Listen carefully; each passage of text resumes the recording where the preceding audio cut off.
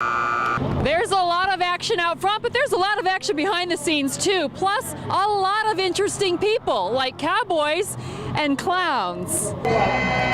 There's not really a school or anything you go to as far as the clowning aspect of it. Though the National Socialist Movement says it is their intention to assume legal control of the government, they say it is not their intention to exile anyone. This tent belongs to Richard.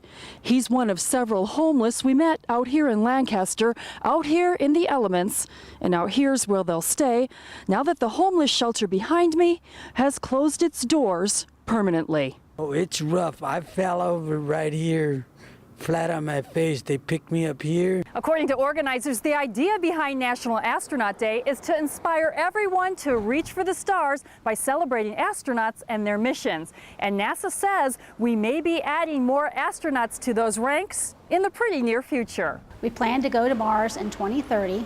Flying specific military planes that are manufactured here in the Antelope Valley to basically show North Korea what they can do. But I do think diplomacy is the best action. So as the professor said, this is one region of the world we're going to have to be watching for a very long time. It's another reason why here at Antelope Valley College there are several programs that feed into the defense industry to help keep America safe. In Lancaster, Barbara Sharp for Spectrum News. Senate Democrats note in the ruling 5 justices did in fact concur that the House violated the Constitution. They say this sets up a precedent going forward that both houses are equal under the law. The total budget for this House Appropriations Subcommittee came in at $11.6 billion. As for whether lawmakers figure out this session how to bring more traffic into this airport remains to be seen. Teresa? With roots harkening back to the 1930s, this year's Antelope Valley Fair and Alfalfa Festival is in full swing. This year's theme, a celebration. Capitol Update's Barbara Sharp takes us to the scene of the first debate. Here in the Senate, it was decided people fleeing for their lives could carry concealed weapons, but only if they're a lawful gun owner, even if they don't have a concealed weapons permit. While supporters of the Supreme Court decision say it helps to legally define the term disabled, opponents believe the new definition is just too narrow. At the U.S. Supreme Court, I am Barbara Sharp. Some people spend their day here in the field, just yards from the shelter entrance. Just knowing I'm in there, like a few times when I didn't get in the summer, I was out there asleep in the field, and you got to sleep with one eye open. Alfalfa is king here at the Rural Olympics, and for good reason. The very first hay loading contests in the Antelope Valley were in 1936, and the very first event today, hay loading. It's International Women's Day, but you may not realize it's also International Women's Collaboration Brew Day. Some local women are celebrating by working. We're here pretty much all the time working. Like if you're the owner of any business, that's usually going to be the case. New to AV Hospital is a milk donation bank where brand new moms can donate milk to help premature babies here in the AV and potentially nationwide. A very passionate Steve Bannon delivers his message to a very welcoming crowd. He tells everyone he is Trump's wingman on the outside and that it's all about winning. Nothing else matters. When you get victories, you redo these crappy trade deals and start protecting American workers, American companies. Los Angeles County has also issued a heat advisory that includes the Antelope Valley. But at least for right now, the heat doesn't seem to be bothering everyone. I think it's normal. They're expecting a big crowd, so if you don't have your tickets yet, you may want to hurry. You can do that by coming down to the box office or jethawks.com. I'll see you here in Lancaster. Barbara Sharp for Time Warner Cable News. Shutdown of the federal government impacts North Dakota in yet another way, as half the U.S. Attorney's Office is furloughed this morning. School's back in session, but there is one thing that'll get kids back into a classroom setting, even during their downtime. Dinosaurs. I love dinosaurs because they're keys to our past. They tell us things that we don't even know existed. I hugged a pig and I liked it, and you can too here at Farm Sanctuary. In Acton, Barbara Sharp for Spectrum News. What is going on in this world, and is there something greater? Is there a purpose for all of this? One of the first things you do at Grace Fest is sign in on the big board. It's a form of expression and connection. I'm here for more of like the fellowship of it. Like the music is great and all, but just like being with everyone who has the same mindset of God, and like I was calling it Christian Coachella. Now these carts here are part of the corporate rental fleet, and they perform at about 30% of those carts that the professional and amateur drivers use to compete in the streets of Lancaster. Still, the guys that drive them say it gives you enough of a feel for what it's really like. It's actually harder than you think. I'm told you were third in your class last year at this race. What's your strategy to get to the top of the podium this time? Drive a little faster and pass 2 more guys. All right, we hope that you do that. And we also have with us Mr. Barry Osborne. Now he's a pro kart tuner and mechanic. What's something when these carts come off the track that has to be done every single time? Tell us a little bit about how these cars are constructed. Like, are they very lightweight? They're sitting right on the engines or right near the engines? How does all that work? Yeah, I mean, if you look at the ones that we're running right now, they're constructed like tanks because you'll see they'll hit the wall here and they bounce off and they crack a rib or two. But the other ones are going to be very lightweight chromoly, and they weigh about 200 and something pounds. But you know, the G-forces and the speed, see right there, there's a cracked rib guaranteed. You too can get in on some great racing action all day, all night, all weekend long. And if somehow, after all this, racing still isn't your thing, there's good food and music too. Far, far out in the California desert, there's a place called Wasteland. It's the apocalyptic world where all are welcome, but not everyone may enter. Everybody has to be in some kind of post-apocalyptic outfit. It means there are all participants, no spectators. Imagine a land a number of years after a bomb destroys civilization, and you're imagining Wasteland. A thought so intriguing, nearly 4,000 people gather far from civilization in the Mojave Desert. There's an amazing amount of cool stuff that people put together. It's everything from professionals who work in Hollywood to someone who has a garage out somewhere in Wyoming and is working on a little project that weirds out their neighbors. There's not too much that's too weird for this place. Shiny! Which is exactly what participants age 18 to over 70 from as far away as Australia, Germany, Japan, England, and France all want. And if that's not enough, there's also a film festival, music, a ball, and a beauty salon called The Body Shop. Because even in a post-apocalyptic world, you need hair and makeup. Absolutely. Look around. There's a lot of high fashion dirt and mud, and it's not just that. We got body paint, airbrush tattoos, a lot of mohawks, a lot of hair braids. The people of the apocalypse here in Wasteland come in many varieties. Some are real apocalypse preppers, some are just apocalypse partiers. I'm prepared for the apocalypse. In Los Angeles, I got an earthquake kit at home, so I'm ready to go. If a fake Hollywood apocalypse happens where everybody needs to look amazing, we'll be great at that.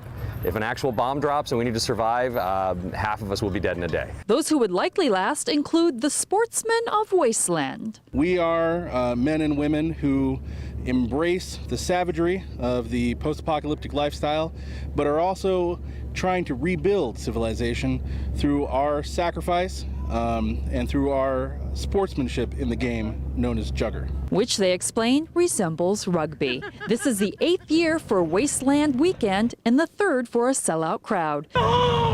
Underneath all the costumes, cars, and props, the once-a-year Mad Max Party in the Desert actually has a simple secret for success. If we could all strip things away for a little while, we'd all be happier, at least for a few days. Deep in the desert of California City, Barbara Sharp for Spectrum News. This tent belongs to Richard. He's one of several homeless we met out here in Lancaster, out here in the elements, and out here's where they'll stay now that the homeless shelter behind me has closed its doors permanently. Oh, it's rough. I fell over right here, flat on my face. They picked me up here, the ambulance. Richard Gomez says he used to be a concrete finisher, but found himself in financial and other trouble. Yes, I have problems. He ultimately ended up here. I stay in my my tent. The Lancaster Community Shelter closed its doors August 7th. The charity that operated it, Grace Resources, was unable to keep up with the cost, but tried, and in the process used up all its reserves. My heart's broken. It's not what I wanted to do. It's not. None of us wanted to close the shelter, but it was just made so much more sense to close it and begin immediately working on the next step. Steve Baker, who runs Grace Resources, says that step instigated officials to move toward a more permanent solution. He envisions crisis, temporary, and permanent housing with services to help people cope and even transition back into society. Everything's going to take a while because it's being initiated by a government entity. So the blessing of being a government entity is they have resources. Resources, he says, the Antelope Valley hasn't been getting from the county given the need. Now, an Antelope Valley homeless consortium has been set up to figure it out. In the meantime, the homeless wait. They really didn't think about the people, and now that it's closed, people everywhere, and the police is messing with you where you're going to stay. And that's breaking our heart because we have to sit out here in all this hot air. And I'm a diabetic. I don't understand why they closed it. And I don't understand. They just want it figured out. I can't function in this. In Lancaster, Barbara Sharp for Spectrum News. This marks the beginning of the end to what the family calls a nightmare that began during the early morning hours of July 18th, 2017, during a routine trip to the store. This is a nightmare, a living nightmare. It's not a dream. Eduardo Medrano Jr., age 25, takes a plea deal of 25 years after a hit-and-run incident that killed 11-year-old Emily Tovar Echeverria. The family says it's still painful to drive the intersection of 20th Street East and Lancaster Boulevard where the crash occurred. I've never felt a pain like this before. A piece of my heart died that night of the crash. That was one of the main parts I wanted him to hear. Because he did kill all of us. Because we'll never ever be the same without Emily. The little girl leaves behind 2 young brothers, many cousins, adoring aunts, and a grieving mother who says the hurt is doubly painful. It's really hurtful to see him and see his face. He has no remorse, no expressions at all. He didn't feel bad for his actions, and that hurts. A few days after the fatal crash, Medrano turned himself in. Detective Burrell has been with the investigation from the beginning. In this case, everybody loses. I mean, Eduardo Medrano loses as a fact that, he's losing part of his life being in prison. Emily Tovar Echeverria will never come back. But Emily's mom has a message in her memory. Stay close to your kids. Always tell them how much you love them. Treat them good.